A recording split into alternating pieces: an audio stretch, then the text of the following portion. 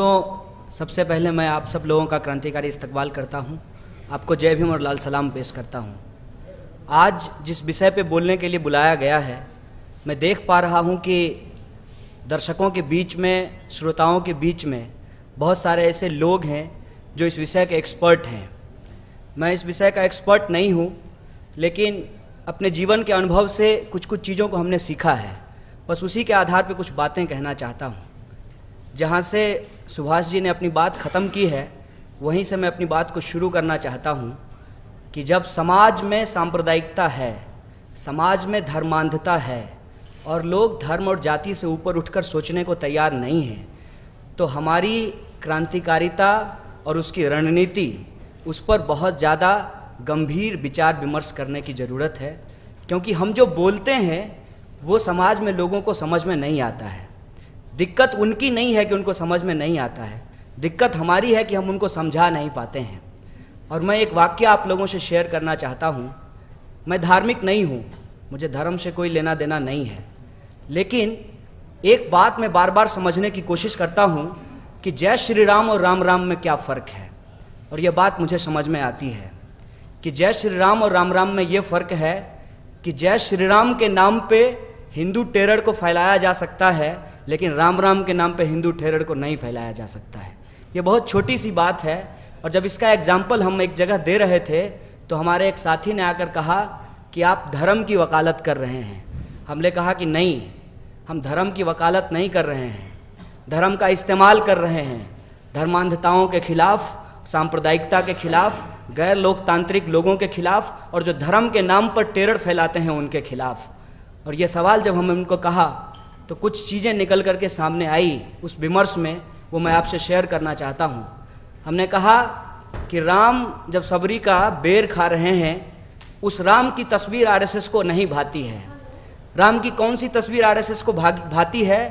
कान तक धनुष का प्रत्यंचा चढ़ा रखा है राम, और इस बात के लिए तैयार हैं कि किसी की भी गर्दन काट देंगे।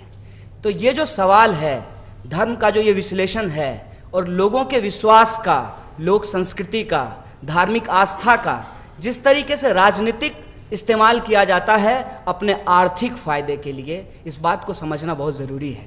दंगा, टेरर या कोई भी चीज़, उसके पीछे उसका एक पॉलिटिकल इकोनॉमी काम करता है। और उस पॉलिटिकल इकोनॉमी को अगर हम समझने की कोशिश करते हैं तो अपने आप यह बात समझ में आती है कि क्यों इजराइल का समर्थक बीजेपी बनता है, क्यों फ़िलिस्तीन के खिलाफ यहाँ पर यह कहा जाता है कि फ़िलिस्तीनियों को मार करके भगा देना चाहिए, क्यों हिटलर को वो अपना आदर्श मान लेते हैं, क्यों मुसोलिनी की तस्वीर वो अपने घरों में लगाते हैं, और क्यों आजकल वो कह रहे हैं कि अपना ट्रंप भाई आ जाएगा सब ठीक हो जाएगा।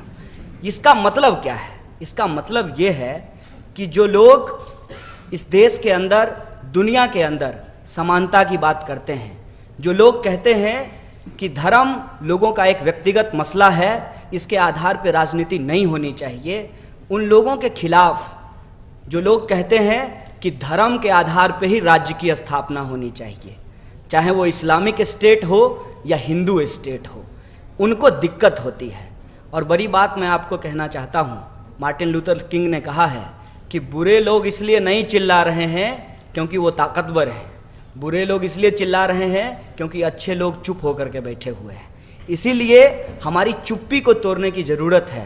और जब हम चुप्पी तोड़ने के लिए तैयार हैं तो फिर समझना पड़ेगा कि हम बोलेंगे क्या।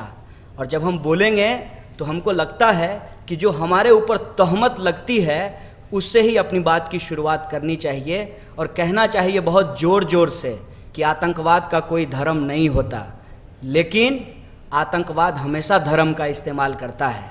जैसे आईएसआईएस इस्लाम का इस्तेमाल कर रहा है, वैसे आरएसएस हिंदू का इस्तेमाल कर रहा है। इसीलिए ये दोनों समाज के लिए खतरनाक हैं। और खुद मैकियावेली बोल करके गया है कि किसी भी मॉडर्न स्टेट में धर्म की कोई जगह नहीं होनी चाहिए। धर्म जब व्यक्तिगत मसला है तो बताइए कि मस्जिदों से ये फतवा क्यों जारी किया जाता है कि इनको ही वोट देना चाहिए? शंकराचार्य घूम घूम करके क्यों कहते हैं कि इसको ही वोट देना चाहिए? जब धर्म व्यक्तिगत मसला है तो राजनीति में उसका क्या काम है? ये जो एक पोजीशन लेने की ज़रूरत है, प्रिंसिपल्ड पोजीशन, अगर उसको हम नहीं लेंगे तो हमारे ऊपर तोहमत लगती रहेगी। और इस तोहमत का फ़ायदा कौन उठाएगा?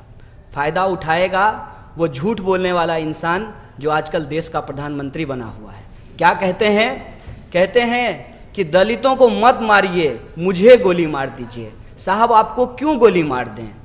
आपको क्यों गोली मारा जाए और किसी को क्यों गोली मारा जाए? जब हम कहते हैं कि हमारे देश में लोकतंत्र है, किसी को गोली नहीं मारा जाएगा और जो मारेगा उसको उठा करके जेल में डाला जाएगा, उसकी मंदिर नहीं बनाई जाएगी।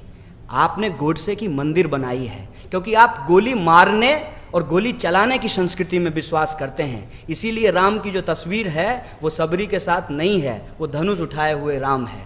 इस बात को हमको समझना पड़ेगा और हिंसा का जो पॉलिटिक्स है, उसकी जो फिलॉसफी है, उसको हमको डीकंस्ट्रक्ट करना पड़ेगा कि कोई भी धर्म इस बात को नहीं कहता कि आप सामने वाले की जान लेकर के अपना आर्थिक और राजनीतिक हित साध लीजिए। ये कोई धर्म नहीं कहता। और हिंदुस्तान के अंदर जो फिलॉसफी है, उसके अंदर जो परंपरा है, वो तो और भी मज़ेदार है। यहाँ पे बुद्ध और कबीर की परंपरा है, यहाँ चारबाग की परंपरा है। यहाँ अगर ब्राह्मणिक परंपरा है तो उसके खिलाफ श्रामणिक परंपरा भी है। और हमको लगता है कि इस ब्राह्मणिक परंपरा के खिलाफ श्रामणिक परंपरा को हमको जिंदा करना पड़ेगा। ना धार्मिक होते हुए भी धर्म के अंदर जो अच्छी बात है उसको हमको बाहर निकालना पड़ेगा। और जो लोग पोंगापंथी फैलाते हैं समाज में, जो रूढ़िवादिता फैलाते हैं समाज में, उनको मुंहतोड़ जवाब देना पड़ेगा। चाहे वो मौलाना हो जो कुरान का गलत इंटरप्रिटेशन करते हो, उसके खिलाफ भी कुरान पढ़ करके उनको बताएंगे कि आप गलत कुरान की व्याख्या कर रहे हैं। और जो लोग पंडित हैं टीका लगा करके कहते हैं कि धर्म का मतलब ये है, गीता पढ़ करके उनको समझाएंगे कि धर्म का मतलब क्या है। और हमको लगता है कि आज वो समय है जहां हम बार बार इस बात का विचार करें कि किसी की हत्या क्यों नहीं हुई, गांधी की ही हत्या क्यों हुई। इस बात पे हमको बार बार सोचने की ज़रूरत है। गांधी की हत्या इसलिए हुई कि गांधी को पचा पाना मुश्किल होता है। गांधी को पचा पाना इसलिए मुश्किल होता है क्योंकि गांधी इस देश के अंदर जो लोक संस्कृति रहा है, उस ट्रेडिशन को वो रिवाइव करते हैं। और अगर हम उस लड़ाई को आगे बढ़ा करके देखते हैं तब हमको लगता है कि गांधी के साथ साथ इस संघर्ष में हमारी अगर सबसे ज़्यादा मदद किन्हीं से हो सकती है तो वो बाबा साहब भीमराव अंबेडकर थे, जो बार बार कहते थे कि इस देश की सबसे बड़ी समस्या कास्ट है। और कास्ट के चलते जो रिलीजन का जो स्ट्रक्चर है वो बदल जाता है। इसीलिए बाहर के जब आप क्रिश्चियनिटी को देखेंगे तो वहाँ पे कास्ट का स्ट्रक्चर आपको नहीं मिलेगा। लेकिन जब आप केरल जाएंगे तो वहाँ पे दो तरह की लाइन चर्च में लगती है। एक तरफ जो अपने आप को सीरियन क्रिश्चियन कहते हैं उनकी लाइन होती है, और दूसरी तरफ जो नॉन सीरियन क्रिश्चियन होते हैं उनकी लाइन होती है। हमको लगता है कि इस कास्ट के स्ट्रक्चर का भी इस्तेमाल करके, इसको डिकन्स्ट्रक्ट करके भी हम धार्मिक टेरर से बच सकते हैं और लोगों को बता सकते हैं कि जब एक अजलाफ अपनी बेटी की शादी अशरफ से नहीं करेगा, बताओ तुम्हारा धर्म एक कैसे है। जब एक ब्राह्मण अपनी बेटी की शादी दलित से नहीं करेगा और एक दलित अपनी बेटी की शादी ब्राह्मण से नहीं करेगा, तो बताओ तुम्हारा धर्म एक कैसे है। ये धर्म हम लोगों को नहीं जोड़ता है। अगर हम लोगों को कोई चीज़ जोड़ सकता है तो वो इंसानियत है। और इंसानियत अपने आप में कोई आइसोलेशन में नहीं रहता है। इंसानियत की भी एक बुनियाद होती है और वो बुनियाद हमारे सोशियो पॉलिटिकल, कल्चरल और इकोनॉमिक स्ट्रक्चर से जुड़ा होता है। बार बार मैं इस सवाल को सोचने की कोशिश करता हूँ कि अखलाक की हत्या क्यों हुई जबकि वो पेशे से लोहार था। अखलाक की हत्या इसलिए हुई क्योंकि अब हमको लोहार की ज़रूरत नहीं है।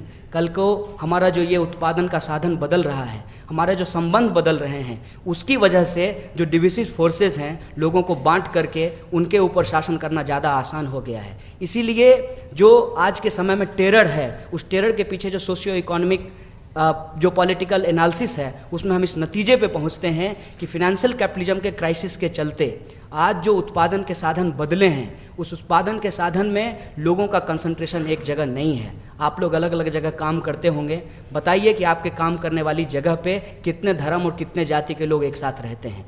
आज मजदूरों का डिसेंट्रलाइजेशन हुआ है। उत्पादन के साधन बदलने के चलते कोई ऐसी जगह नहीं है जहां हजारों मजदूर एक साथ काम करते हैं, जहां वो एक कल्चरल डायलॉग करते हैं, जहां वो एक रिलीजियस डायलॉग करते हैं, जहां से धार्मिक सर्वधर्म संभाव की जो है एक भावना पनपती है।